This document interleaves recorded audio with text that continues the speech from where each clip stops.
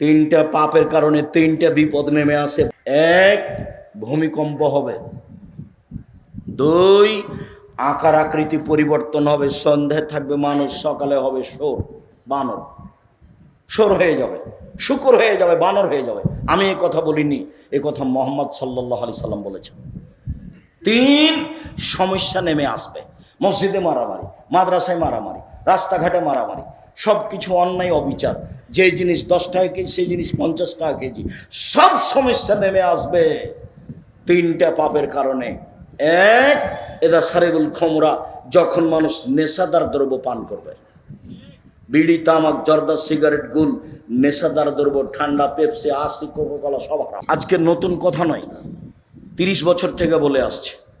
দুই, জাহরাতিল কায়নাত, মেয়েরা যখন নাচবে, সব দোকানি মেয়ে নাচে, সব মোবাইলে মেয়ে নাচে, সব বাড়িতে মেয়ে নাচে। মেয়েরা যখন নাচবে তখন তিনটে বিপদ নেমে আসবে। তিন, জারাবুবিল মাজেব, যখন বাদ্যযন্ত্র প্রকাশ পাবে, সব মোবাইলে বাজনা বাজে, সব দোকানে বাজনা বাজে, প্রায় সব বাড়িতে বাজনা বাজে।